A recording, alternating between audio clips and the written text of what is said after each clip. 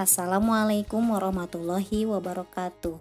Bertemu kembali dengan Ibu Fitriah Hidayah dalam pembelajaran kimia SMA kelas 11. Kali ini kita akan mempelajari materi tentang teori tumbukan dan faktor-faktor yang mempengaruhi laju reaksi. Mari kita simak penjelasannya berikut ini ya. Teori tumbukan. Menurut teori tumbukan, suatu reaksi akan berlangsung sebagai hasil tumbukan antar partikel bereaksi yang memiliki energi cukup dan arah tumbukan yang tepat. Jadi, suatu reaksi dapat menghasilkan produk jikalau reaktannya memiliki energi cukup dan arah tumbukan yang tepat. Energi yang cukup yang dimaksud di sini adalah energi yang dapat melampaui energi aktivasi. Apa itu energi aktivasi? Energi aktivasi atau energi pengaktifan yang dilambangkan dengan EA adalah energi minimum yang harus dimiliki oleh suatu reaktan untuk dapat bereaksi menghasilkan produk. Sebagai contoh, penjelasan tentang energi aktivasi ini bisa dilihat dalam diagram energi reaksi eksoterm dan reaksi endoterm. Yang pertama, dalam reaksi eksoterm kita bisa melihat di sini bahwa reaktan sebelum menghasilkan suatu produk, maka reaktan ini akan melewati suatu bukit, ya. Suatu bukit di sini itu melambangkan energi aktivasi. Energi aktivasi ini dihitung dari reaktan sampai ke puncak bukit. Inilah energi aktivasi yang harus dilewati oleh reaktan sehingga nanti bisa menghasilkan produk. Kemudian yang kedua, diagram energi untuk reaksi endoterm. Pada reaksi endoterm di sini reaktan akan menghasilkan produk jika reaktan ini bisa melewati energi aktivasi, ya. Energi aktivasi ini sama dihitung dari reaktan sampai ke puncak bukit. Nah, energi aktivasi pada reaksi endoterm itu lebih tinggi dibandingkan dengan energi aktivasi pada reaksi eksoterm.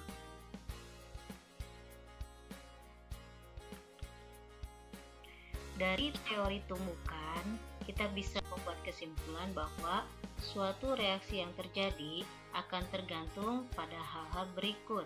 1. Frekuensi ketumbukan. 2. Energi yang cukup dari partikel reaktan. 3. Arah tumbukan yang tepat. Berikutnya, dalam tumbukan ini ada dua jenis tumbukan. Yang pertama, tumbukan tidak efektif. Tumbukan tidak efektif ini terjadi ketika masing-masing reaktan bertumbukan tetapi tidak menghasilkan produk baru. Dalam reaksi, contohnya NO ditambah dengan O3, tanda panah di sini ditambahkan dengan garis miring. Ini menandakan bahwa antara NO dengan O3 tidak menghasilkan produk baru. Atau dengan kata lain, hasilnya adalah tetap, yaitu NO plus O3. Yang kedua adalah tumbukan efektif. Tumbukan efektif ini terjadi ketika masing-masing reaksi bertumbukan dan menghasilkan produk baru. Contohnya di sini NO ditambah dengan O3 menghasilkan NO2 plus O2. Untuk memahami bagaimana tumbukan tidak efektif dan tumbukan efektif bisa terjadi, maka akan dijelaskan dengan ilustrasi sebagai berikut. Saya berikan simbol untuk atom N dengan bulatan berwarna biru dan untuk atom O dengan simbol bulatan berwarna merah. Yang pertama, tumbukan tidak efektif bisa terjadi karena orientasi yang salah. Nah, kita lihat di sini, ini adalah senyawa NO direaksikan dengan O3. Maka lihat, atom oksigen bertumbukan dengan atom oksigen. Ini adalah orientasi yang salah karena yang kita inginkan adalah atom N bertumbukan dengan atom O untuk menghasilkan produk baru. Sehingga kita lihat di sini Hasilnya adalah seperti semula atau tidak dihasilkan produk baru, yaitu tetap NO tambah dengan O3.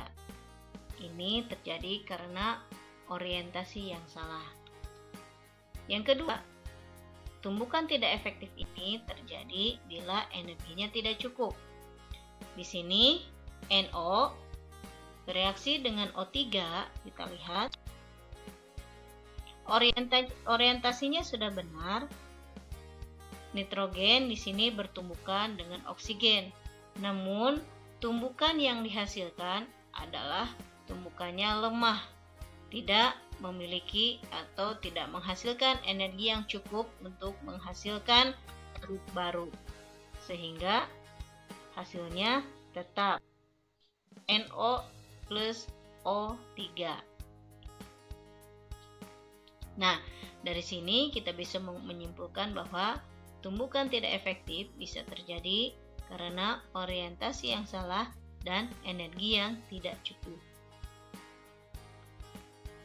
Yang kedua, ilustrasi tentang bagaimana terjadinya tumbukan yang efektif. Berikut ilustrasinya. NO bereaksi dengan O3. Di sini kita akan melihat bahwa orientasinya sudah benar. N bertumbukan dengan atom O. Atom N bertumbukan dengan atom O. Dan di sini tumbukan ini menghasilkan energi yang cukup besar. Sehingga kita lihat di sini akibat dari tumbukan antara atom N dengan atom O dengan orientasi yang benar dan energi yang cukup besar, itu akan menghasilkan produk baru, yaitu senyawa NO2 dengan oksigen, dengan gas oksigen.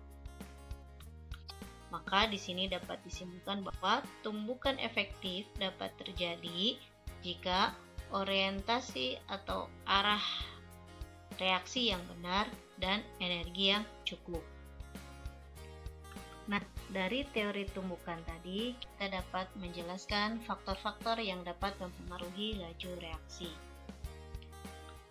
Yang pertama adalah faktor konsentrasi. Konsentrasi adalah banyaknya zat yang terlarut dalam setiap volume larutan. Nah, semakin besar konsentrasi, maka semakin banyak jumlah partikel per reaksi yang terlarut, maka semakin banyak peluang tumbukan. Sehingga laju reaksi akan semakin cepat. Nah, berikut ada ilustrasinya. Ini adalah larutan dengan konsentrasi yang rendah. Yang di sebelah kanan adalah larutan dengan konsentrasi tinggi. Dalam gambar ini, larutan yang memiliki konsentrasi rendah, maka zat terlarutnya jumlahnya sedikit. Sedangkan yang konsentrasi tinggi, jumlah zat yang terlarut adalah banyak. Sehingga dengan jumlah yang sedikit ini, konsentrasi yang rendah, maka peluang untuk bertumbukan lebih sedikit. Sedangkan dalam larutan yang konsentrasinya tinggi, peluang untuk bertumbukan akan semakin banyak. Sehingga di sini dapat disimpulkan bahwa semakin besar konsentrasi, maka laju reaksi akan semakin cepat. Faktor yang kedua adalah luas permukaan. Nah, semakin besar luas permukaan bidang sentuh, maka akan semakin banyak peluang tumbukan antar reaksi. Sehingga semakin banyak pula peluang tumbukan efektif. Sehingga laju reaksi akan semakin cepat. Atau secara ringkasnya, di sini bisa disimpulkan, semakin besar luas permukaan bidang sentuh, maka laju reaksi akan semakin cepat. Penjelasan dari luas permukaan ini kita lihat dalam ilustrasi gambar di bawah ini. Yang di sebelah kiri ini adalah ada bulatan-bulatan yang berwarna biru dan ada bongkahan besar yang berwarna abu. Sedangkan yang di sebelah kanan gambar ini adalah ada bulatan-bulatan biru dan ada bongkahan-bongkahan abu-abu yang berwarna abu dan lebih kecil ukurannya. Kita lihat di sini yang di sebelah kiri bahwa bongkahan yang besar ini dia hanya bisa bertumbukan dengan bulatan-bulatan biru di permukaannya saja, di pinggir-pinggirnya yang seluas ini, ya. Jadi kemungkinan bertumbukan antara bongkahan dengan bulatan-bulatan bongkahan abu dengan bulatan yang berwarna biru ini lebih sedikit. Kita bandingkan dengan gambar yang di sebelah kanan. Bongkahan yang berwarna abu ini ukurannya lebih kecil, sehingga di sini akan memungkinkan banyaknya tumbukan yang terjadi antara bulatan yang berwarna biru ini dengan bongkahan kecil yang berwarna abu, sehingga di sini dapat terlihat bahwa luas permukaan bidang setuh yang besar itu akan memungkinkan banyak peluang untuk terjadinya tumbukan efektif, sehingga di sini dapat disimpulkan semakin besar luas permukaan bidang sentuh, maka laju reaksi akan semakin cepat. Faktor yang ketiga adalah faktor suhu, di mana semakin besar suhu, maka semakin besar energi kinetik partikel, dan semakin besar pula peluang tumbukan efektif, sehingga akibatnya laju reaksi akan semakin cepat. Atau secara ringkasnya bisa dikatakan bahwa semakin besar suhu, maka laju reaksi akan semakin cepat. Suatu reaksi jika diberikan panas, maka partikel-partikelnya akan bergerak seperti ilustrasi berikut. Nah, perbandingannya di sini, jika reaksi pada suhu yang tinggi, maka pergerakan partikel akan semakin besar atau akan semakin cepat, sehingga memungkinkan akan banyaknya peluang tumbukan yang efektif, sehingga laju reaksi akan semakin cepat. Sedangkan di gambar yang sebelah kanan, di sini reaksi terjadi pada suhu yang rendah. Pada suhu yang rendah, pergerakan partikel atau energi kinetik dari partikel itu rendah, sehingga tumbukan yang terjadi atau tumbukan efektif yang terjadi itu sedikit, sehingga laju reaksi akan lambat. Faktor yang terakhir adalah katalis. Apa itu katalis? Katalis adalah zat yang dapat mempercepat laju reaksi dengan cara mengubah jalannya reaksi. Artinya di sini katalis memberikan alternatif jalan yang lain sehingga reaksinya bisa lebih cepat. Jalan reaksi tersebut energi aktivasinya lebih rendah. Nah, mengapa dengan penambahan katalis energi aktivasinya akan lebih rendah? Di sini, jika energi aktivasi rendah, maka akan banyak peluang tumbukan yang memiliki energi melebihi energi aktivasi, sehingga laju reaksinya akan semakin cepat. Atau dengan kata lain, dengan penambahan katalis, maka laju reaksi akan semakin cepat. Berikut penjelasannya dalam grafik. Kita lihat. Di sini adalah reaksi tanpa katalis. Energi aktivasinya setinggi ini, ya. Nah, jadilah produk. Kemudian sekarang akan ditambahkan katalis. Maka, energi aktivasinya menjadi lebih rendah, ya. Jadi, reaksi akan lebih mudah untuk menjadi produk. Saya ulangi, ini adalah kondisi tanpa reaksi tanpa katalis.